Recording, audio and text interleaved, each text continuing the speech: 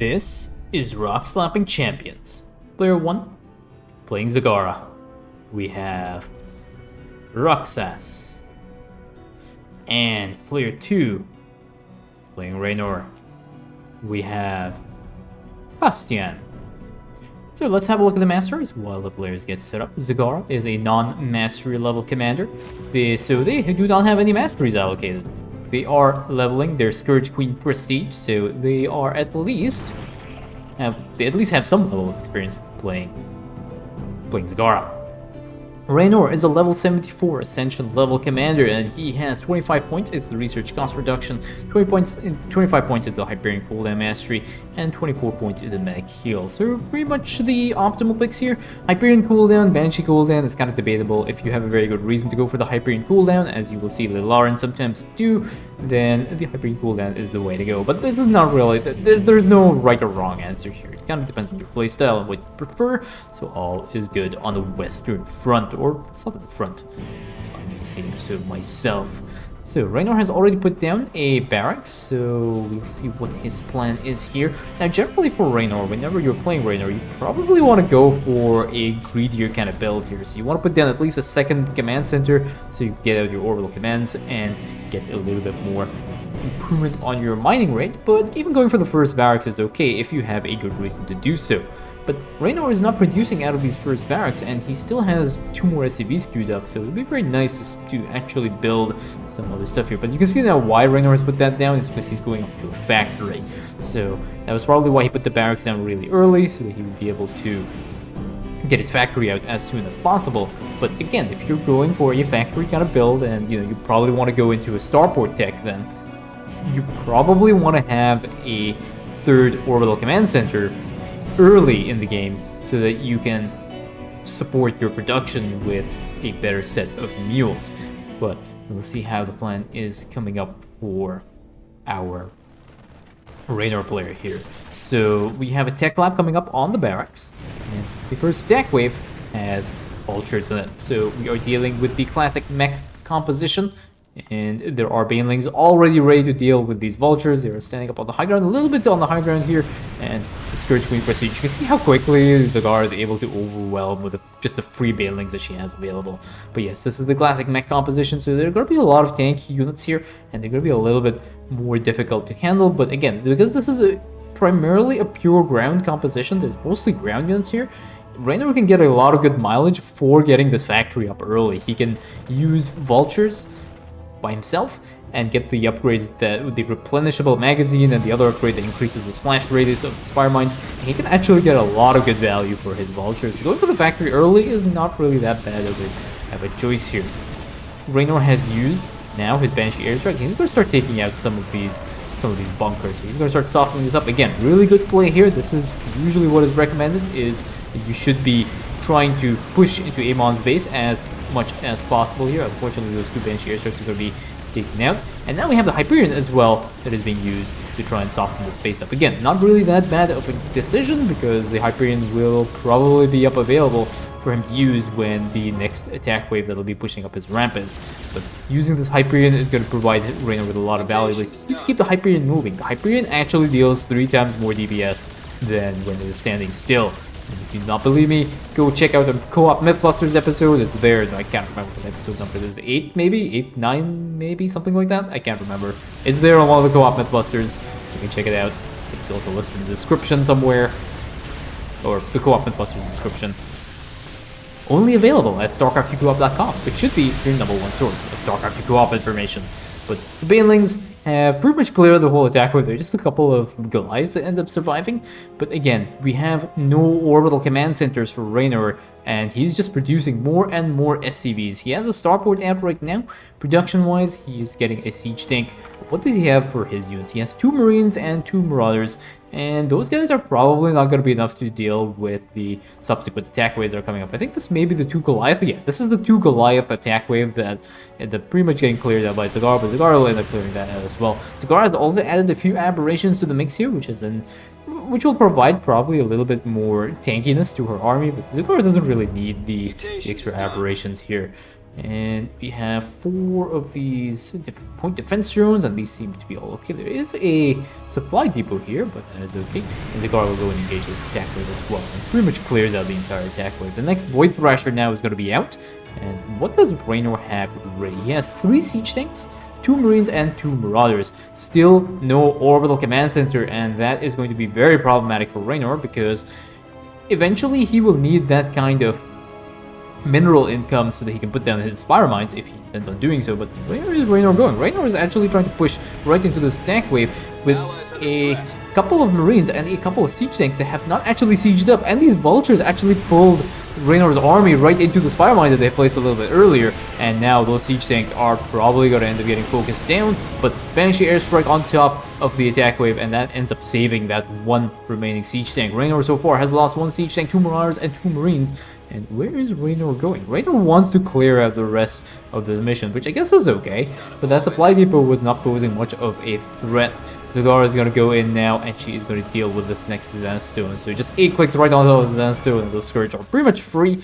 And Zagara doesn't actually need that much Scourge anyway, so she might as well just 8 click them in. They've taken their expansion as well. I kind of forgot to check Zagara's expansion, but the Zagara's expansion seems to be okay. So the Scourge are going to get thrown right into the Zenstone. Zenstone is done, and now Raynor will have to prepare to defend his side of the ramp, and he does not have enough. Like 2 Marines, 2 Marauders, and 1 siege tank is not gonna be enough. Sorry, those units lost. Oh, 3 siege tanks only. Okay. 2 Duskwings were dead as well. So we have 2 siege tanks and 2 medics, and those are the only units that Raynor has available, and that is not going to save him. And he also he's not sieging up that siege tank, so that siege tank is going to end up getting focused down by the ground units here. That siege tank goes down. The Hyperion does get used here. Hyperion is really good, but again, Hyperion is not being kept moving, and that is going to reduce the amount of damage output here.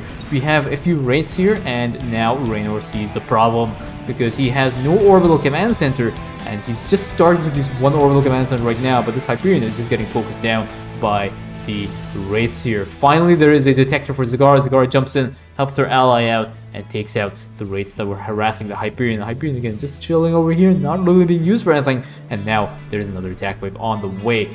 And Raynor has used his energy for a scan for the non-existent wraiths, so he has burned his scan right now, and he has no energy for the next attack wave that will be going up, and will also have some wraiths, I believe, in the mix here.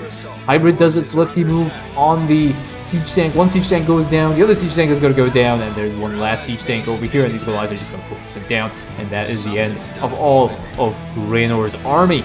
And now the attack wave is pretty much right on top of Raynor, and Zagara has dealt with her side, so she'll have to go and help her ally out. And do remember that this is a mastery level Raynor and a level 9 Zagara. I checked the loading screen. Zagara is at level 9. There is a pull of some SCVs to keep these SCVs alive, which is actually kind of good from Raynor, keeping his stuff alive here.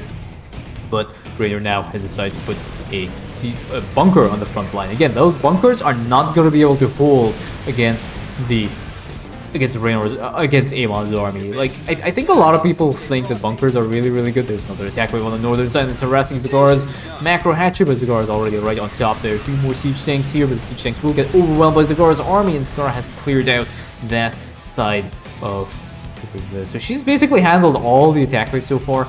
But one of the misconceptions is that static defense is good, and there are very few commanders that have good static defense. And Raynor is not one of those commanders, especially if he's not using his vultures. Vultures are going to be really valuable here. Look at how many units here are ground units. Imagine if you had Spire Mines spawn camping the spawn points here. You would get a lot of value for those Spire Mines, leaving only the raids available, and Zagara could easily handle that. And again, Raynor, just an army of Marines, Vulture or Vikings are also really fine, so it would not really be a problem, but Raynor is picking the harder route over here. Now there's another attack wave, and what is Raynor going to do? He has used his Banshee airstrike, so the Banshee airstrike will take out some of these ground units, which is also really nice, and Zagara is going to jump in here. Siege tanks as well, harassing, but they also end up getting wiped. And now there will be a Void Thrasher that will be spawning on Raynor's lane, but Zagara knows that Raynor is probably not going to end up dealing with it, so Zagara is going to try and get into position. And I wonder if Zagara wants to try and go for a perfect tempo. I'm not really sure, but the Void Thrasher has spawned right now, and the Void Thrasher will end up getting killed off here. But we have an attack wave that is making its way towards the front line. Raynor is already in position. Again, his siege things are not sieged up, and he has vultures now added to the mix here to deal with the race, which is actually a really good tech choice. But again, the siege tanks are not sieged up, which means they are only good at dealing single target damage, and two of the siege tanks do end up dying here as well. Zagara jumps in as well to help her ally out, and now Raynor has used the Hyperion to try and take out the Sandstone. And again, I'm going to say it for the third time, Hyperion is not moving, therefore not dealing as much damage as it potentially could, and there is also no Yamato cannon on this Hyperion, so this Hyperion is pretty much going to get burned, and I don't know if it'll end up killing up the Sandstone. Yeah, Raynor is not paying attention to the Hyperion, just parked it over there, and again, this Hyperion will end up timing out just before the Sandstone goes down, and that is the end of the Hyperion. Completely burned over there. Zagara already ready to intercept this next harass wave that'll be coming up here, and this gets right as well. The Scourge are plenty in number. Where is Raynor going to go? Raynor wants to go for this most objective, doesn't he? He wants to finish the job that he started, so he's gonna go in, he's gonna send his entire army, and the vultures are gonna end up killing off, or the Vikings are gonna end up killing off this one Sandstone before the siege tanks even get into position, before the Marines can even fire one shot at that. But that is the second Sandstone done on the mission. Raynor, I just realized that Raynor has not gotten his attack upgrades. We are at the 16-minute mark on this mission. Okay, there we go. That is the first. He's gotten his infantry upgrades. He's going for structure armor. He's gotten this upgrade because he put down the bunker over here, right? Yeah, so he put down those bunkers, so he wanted this upgrade to make his bunkers better, which is fine. He's going for the structure upgrade, but he's gotten his infantry attack upgrades, but he's using mech here. So though, like, he has, I think, a few Marines, right, in his army? Oh no, he lost his Marines somehow, I think, in the last attack wave. So you end up losing some of those things, and then Goliath is just attacking those Vikings, and those Vikings are not even landing, so those Vikings are just going to end up getting shot down one by one, as Goliath is just aggroing and dealing so much damage to those. Finally, those Vikings end up landing, and some more of those get picked up as well. Raynor has lost a total of 6 Vikings and 8 siege tanks so far, and 12 Marines, and he's gotten his infantry attack upgrades, and he's finally finished his structure armor upgrade. He has a fusion core on the way as well, so I think he wants to take up into battle cruisers eventually. And we have an SCV repairing the siege tank, which is also fine, but he could probably get some free heals with medics. And Zagara has added a hatchery here just to tank, to make sure that she can clear her lane out and clear her attack waves out, as well as Raynor's. And now we have another attack wave that has spawned. The attack wave gets promptly deleted by Zagara. And what is the composition of Raynor's army right now? He has 6 siege tanks, 8 Vikings, and 4 Banshees, and 4 medics as well. So in production we have a couple more Vikings, and we have a battle cruiser as well added to the mix. So Raynor has actually queued up a few upgrades to this armory. So he's gotten his level 1 ship upgrades, attack. He's gotten his range. He's gotten his afterburners upgrade, and then he's gotten his armor upgrade. He's queued up all upgrades on that. His fusion core, he's going for the Yamato cannon upgrade for his battle cruiser, which is also fine. And over here we have the Banshee upgrades as well. Cloak plus the splash damage upgrade for the Banshees. Over here we're going for the Viking upgrades. So those Viking upgrades are really important. Those ones are probably some of the more important upgrades if he wants to try and deal with splash damage, starting to deal with the enemy composition here. But Zagara has also cleared out his lane as well. And now Raynor has used his Hyperion, and he wants to try and push into Amon's base here. Where is he going? Let's clear this bunker as well. His army now is pushing into this final lane, and he will be able to clear this out. His army is large enough, but he's completely ignoring the northern side here. He has a few missile darts. These missile darts will be able to handle some of these wraiths, which is not really much of a problem, but Zagara is now in position, and she will be able to clear out that northern attack wave. So Raynor is going to continue pushing through. He is going to completely wipe Amon off the face of the map, and he's pushing in with his army of landed Vikings, unsieged siege tanks, and a couple of battlecruisers as well. So this Amon's base is pretty much a goner right here. There's really not that much defense. Once you clear out the bunkers, there's nothing really to defend against Amon's base. But Raynor is completely ignoring the rest of the mission. There is an attack wave coming up on the southern side, and he is building bunkers and missile turrets on the northern side here. But Zagar is in position, is able to intercept that, and now there's a drop attack as well here that gets handled by Zagara as well. So this is the end of Amon's base right now, and we have a few more raids that are harassing some of Raynor's army, and one more SCV ends up dying as well. There's a scan here, but there is nothing to deal with this, and Raynor uses a Banshee airstrike to try and take out the Wraiths, which is a very interesting decision, given that the Banshee airstrike does not deal any anti-air damage, so that is really odd, but okay, there are a few more raids over here, and Raynor's army will be able to intercept those raids and clear them out as well. What do we have in production? We have still the advanced optics, and we have 2 more battlecruisers on the way for Raynor. What is Raynor going to do? So his allies pinged. Ally saying, I'm gonna go and deal with this next side, because Ally knows the mission order and the mission timings.